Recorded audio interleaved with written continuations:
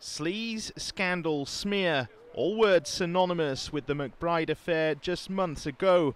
He was Gordon Brown's top man, a spin doctor trying to manipulate the news agenda. He went, accused of sending email slurs against opposition ministers. Now it's the Tories' turn.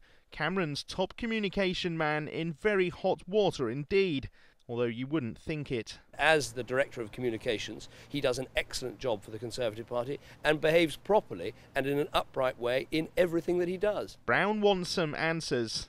I think everybody knows there are serious questions to be answered. It was the statement made by, I think, the Conservative chairman of the Select Committee on Culture, Media and Sport, who said that these questions need to be answered, and I think that's where we are. Andy Coulson used to be the editor of the News of the World. He resigned in 2007 over a telephone hacking scandal he says he had no idea about. Royal editor Clive Goodman and private investigator Glenn Mulcair were given 4 and 6 month sentences, respectively, over tapping into Royal Aid's phones.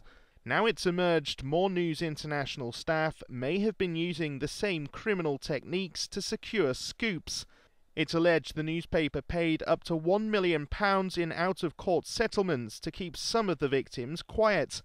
Another newspaper editor claims Coulson must have known. Too much of Fleet Street, but particularly the News of the World, had become dependent on it, and it did involve potentially illegal activity, and journalism should not be involved in that. Now victims and The Guardian are calling for Coulson's head. Cameron's stand has to be firm. Any U-turn over Coulson could be seen as weak. The police are coming into flak too.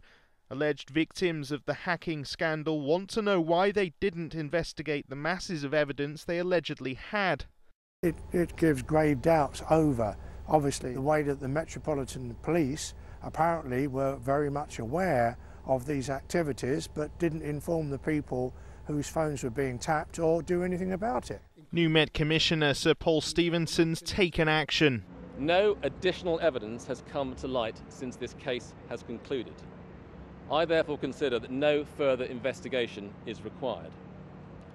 However, I do recognise the very real concerns expressed today by a number of people who believe that their privacy may have been intruded upon.